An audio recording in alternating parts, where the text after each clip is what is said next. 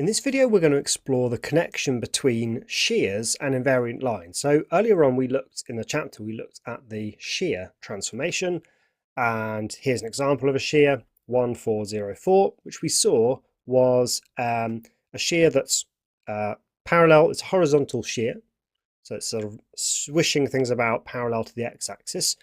We used the terminology, we said that the x-axis was fixed. We now know the proper name for that if it's fixed, that's our line of invariant points. And we also knew that it was moving certain points to other points. And we sort of saw how to describe that.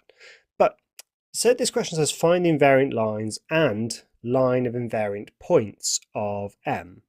So since we know already that this is a shear and it's a horizontal one, we know that the answer to the line of invariant points is just the x-axis, y equals 0. But let's see that emerge from the algebra, and let's see if we can find invariant lines as well. Let's start with the line of invariant points because that's easier. We're going to take our matrix 1, 4, 0, 1, apply that to a point x, y, and since it's a line of invariant points, we want that to be x, y. So looking at the x values, we get 1x plus 4y should equal x, and this gives us 4y equals 0, and indeed y equals 0. That is the x-axis. Now let's check that's the same for the y value, so it's 0x plus y equals y. So that just gives us y equals y. Now of course these two are consistent with each other, but they're only consistent with each other when y equals 0. Right, so y equals y is true when y equals 0. So they are both satisfied when y equals 0. Okay, so that confirms that the x-axis, the line y equals 0, is the line of invariant points. Now you might like to actually just pause the video and see if you can think through what the invariant lines are. Remember, that's just the points where if you apply the matrix, they're still on the same line, but just potentially somewhere else on that same line. Now, recall our technique for this. We're saying that we apply this matrix to an arbitrary point on the line, which is going to be x here, and then mx plus c. And we're basically trying to find mx plus c. Multiply this out and see what you get. So it's 1x plus 4 mx plus 4c, and then it's 0, and then it's 1 mx plus c.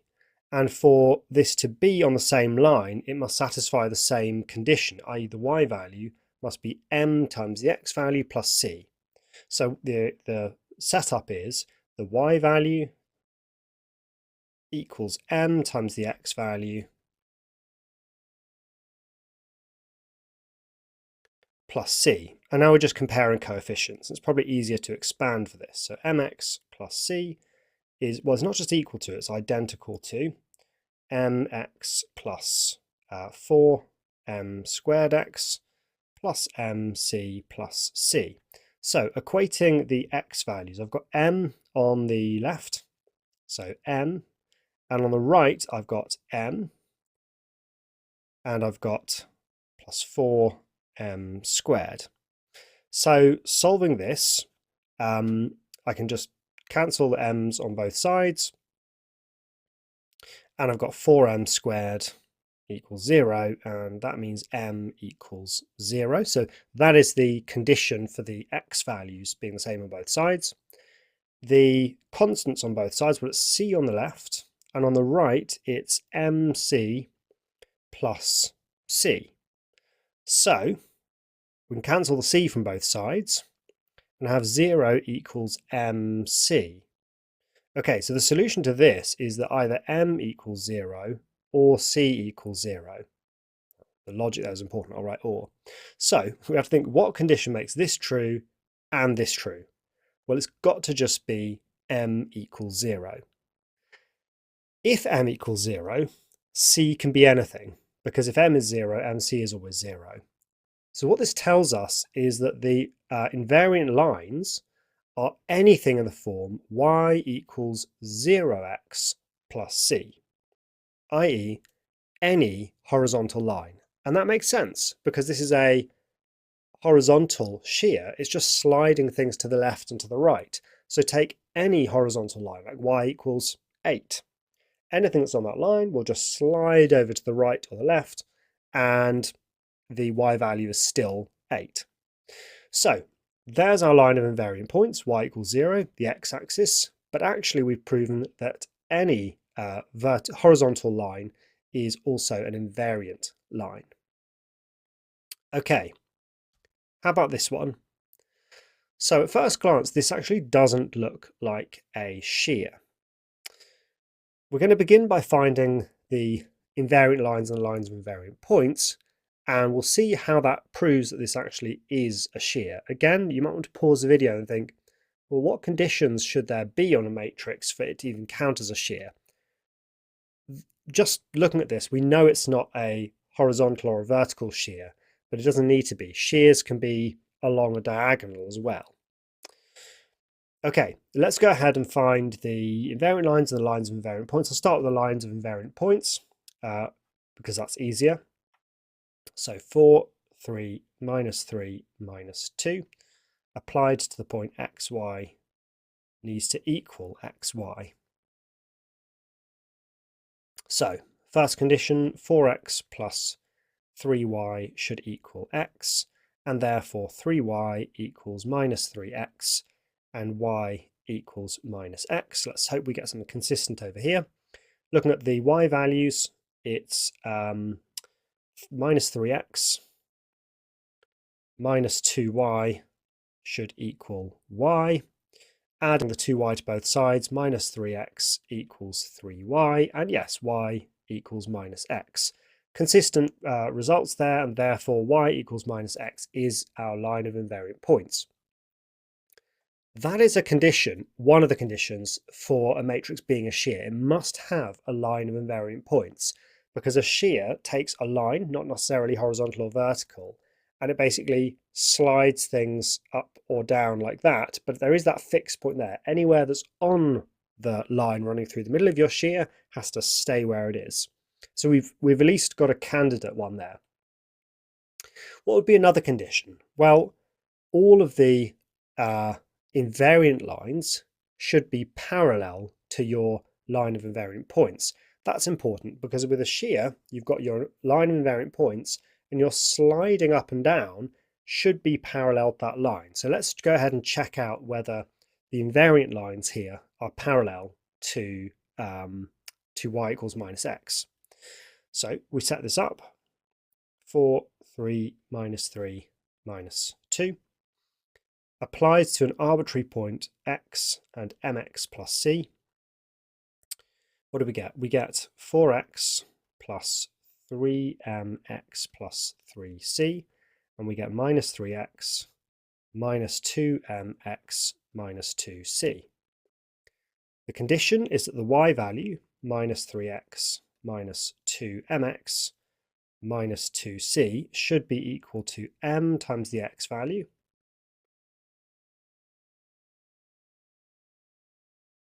plus c. Expand and we'll compare coefficients. Okay, so comparing coefficients here, of the x's I've got minus 3 minus 2m on the left, and on the right I've got 4m plus 3m squared. So this is going to be a quadratic, so we've got 3m squared plus 6m plus 3. Solving that, it's only got one solution, m equals minus 1. So that's the single condition there. M must be minus 1 for the left-hand side x coefficient to be the right-hand side x coefficient.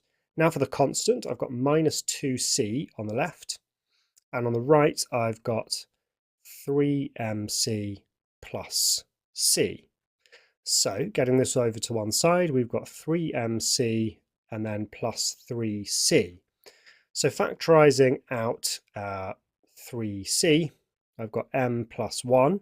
So my conditions there are either c is 0 or m is minus 1. So what's the condition that makes this true and this true? It's that m is minus 1. And c can be anything, because if m is minus 1, well, this is equal to 0. It doesn't matter what c is. So this tells me that my invariant lines have the form y equals minus x plus c. And this is good news because it tells me that all of my invariant lines are parallel to my line of invariant points. That's not always the same. Take a simple reflection. If I'm just reflecting about the y-axis, for instance, then the y-axis is the line of invariant points, but my invariant lines are perpendicular to that, right? Every arrow that was on this line reflects over and is still on this line.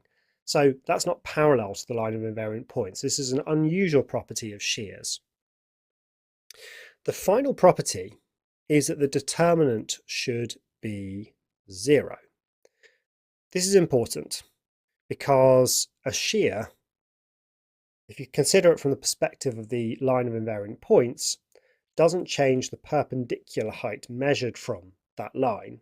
It just slides things along, and areas are basically bases times perpendicular heights. If your perpendicular heights don't change, then your area shouldn't change. So let's just check what is the determinant of that. Well, the determinant of m is minus 8 minus minus 9, so plus 9, and indeed we get 1. So this is a shear. Now, the full argument that you need to prove that you have a shear is you must have a line of invariant points and the determinant should be 1. If those two things are true, it will turn out that all of the other invariant lines are parallel. That's not part of the proof. To prove then that you have a shear, it's as simple as that. Show that there is a, well, actually not just a line of invariant points, a single line of invariant points and a determinant of 1, and that proves that you've got a shear. Now, I should be clear, shears are on the specification. I've never actually seen a past paper exam problem that asks you, for instance, to show that this was a shear, but it's on the spec and it's interesting maths, so be prepared to show. It's much more common to see just horizontal and vertical shears, but I could imagine a question that gave you a matrix like this, asked you to find an invariant line or a line of invariant points, and then asked you to sort of explain why it's a shear. So just be aware that we need a single line of invariant points and a determinant of 1, and then you've got yourself a shear. This one being parallel to the line y equals minus x. Okay, hope you enjoyed learning all about shears. I'll see you in the next video.